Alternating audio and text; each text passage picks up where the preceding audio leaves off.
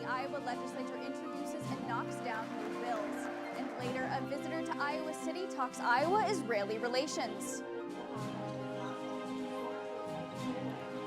More in sports. Are the warming temperatures outside here to stay? I'll tell you more in weather. All that and more coming up on this Friday morning edition of DITV News. Don't go anywhere. DITV News starts right now.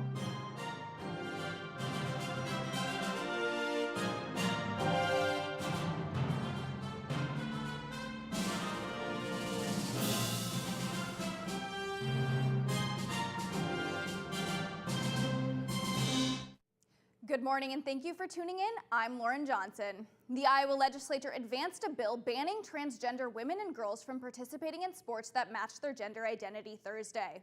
Supporters of the bill claim it protects girls in sports from what could be considered unfair advantages.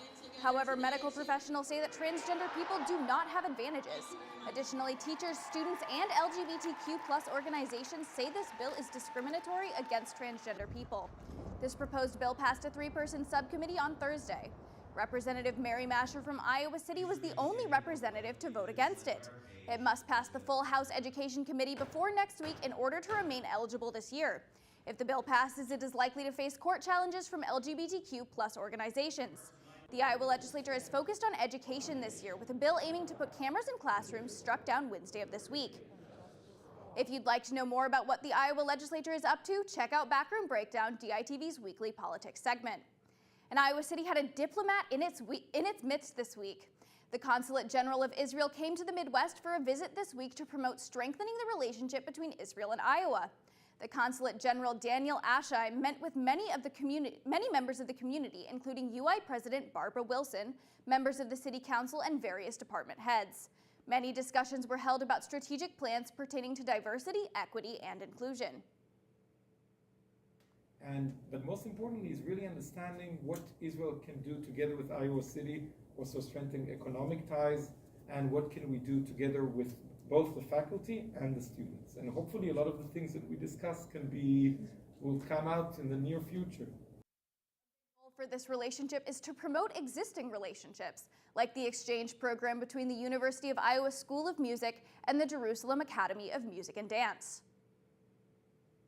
Our motto in international programs is that we bring the world to Iowa and Iowa to the world. This campus has always been receptive to people from other cultures and other backgrounds. Globalization or global education has always been a value that the university has cultivated.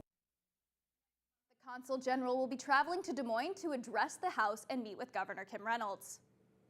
And since 2008, the Iowa Department of Transportation has been considering adding a high-speed railway through Iowa City.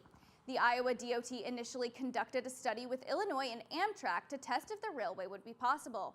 The results they got were promising. However, the department has struggled to find the funding it needs to start construction on the railway. Iowa DOT hopes that President Biden's $1.2 trillion bipartisan infrastructure deal from November can go toward the project. Nick Pfeiffer with Think Iowa City says, quote, "It's definitely a long-term process. It will still be several years before anything comes to fruition, if it does," end quote.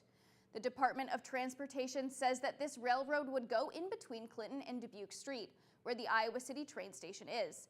Amtrak is likely to be the provider to run the railway.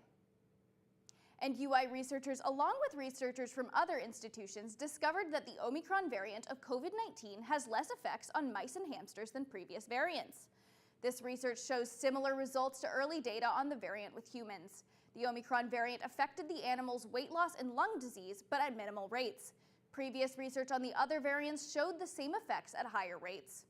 The National Institutes of Health funded this project with an offer of $110,000 for University of Iowa researchers.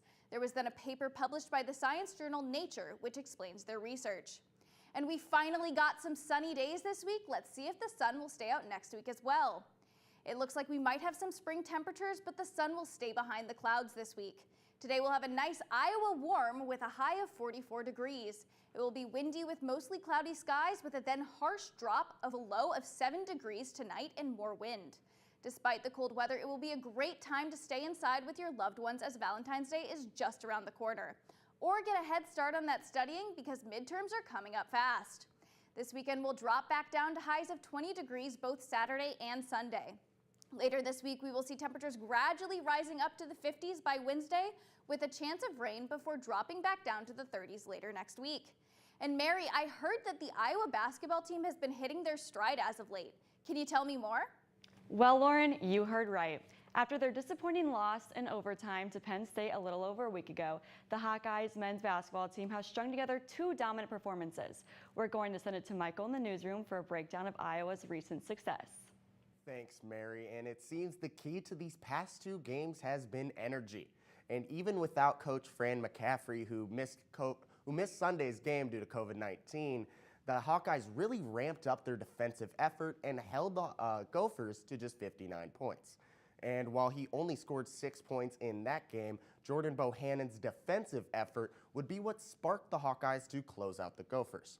Bohannon continued that great effort into last night's game, where he would start out on fire, scoring 18 points in the first half alone. Bohannon would finish the game with a season-high 30 points and would set an Iowa school record for 10 three-pointers made in a game. But it wasn't just J-Bo out there, as sophomore star Keegan Murray exploded for 30 points as well. The Hawkeyes were just incredible in this one, shooting 60% from the field and nearly 56% from three.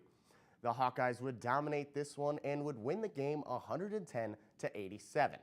And with Keegan Murray playing at this All-American level all season long, it is nice to see some of the other Hawkeyes stepping up and making huge contributions for the win.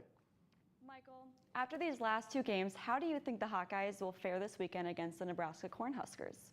Well, Mary, if the Hawkeyes can keep up this stifling defense and this knockdown shooting, the game this weekend should be an easy one. Currently, Nebraska enters the game with a record of 7-17, and they sit alone at the bottom of the Big Ten standings. But despite this, the Hawkeyes should be concerned about freshman guard Bryce McGounds. McGounds is averaging about 17 points per game, and if the Hawkeyes don't shut him down early, he can become a real problem late in the game. Thanks, Mary, and back to you. Thanks, Michael. The 17th ranked Jimhawks head to Rutgers for part of a quad meet, facing the 44th Scarlet Knights, Kent State, and Ursinus. The meet comes after the Jimhawks posted a season-high 49.6 on the floor against Penn State. Senior Lauren Guerin and junior Jaquavia Henderson both record a perfect 10 as they both ended their floor routines with a perfect score of 9.975. The two tied for the school record on the floor. The Jimhawks take the mat in the quad meet tonight at 6 p.m. at the Jersey Mike's Arena in New Jersey. Nyla Valencia became the second recruit in Iowa women's wrestling history when she signed her letter of intent yesterday. Valencia has won 2 Super 32 titles in 2019 and 2021. She has also won the 106-pound title at the 2021 National Recruiting Showcase. Valencia joins Kylie Welker on the women's wrestling team. The team season will begin in 2023. Be sure to check out thedailyiowan.com for more information about the women's wrestling. Back to you, Lauren. Thanks, Mary. And in honor of Black History Month, we will be spotlighting local Black-owned businesses throughout the month to shine a light on how history is being made today. Be sure to keep an eye out and tune in next week to hear more about local businesses and how you can support them in and outside the Iowa City community. And now to round off the show, we're going to meet our DITV Pet of the Week. This week's furry friend is Mimi. Mimi is the best furry friend to DITV sports reporter Lucy Friedel. Mimi loves to sleep, knock things off the table, and try to get her friend Kitty to play with her. If you'd like to submit your furry friend to be Pet of the Week, email ditvvo@gmail.com with the subject DITV Pet of the Week. Make sure to add some fun facts and a picture of your furry friend. And thank you for tuning into DITV News. Be sure to head over to dailyiowan.com for all your latest news between Monday and Friday. Starting next week, DITV is going live Monday, Wednesday, and Friday at 8:30 a.m.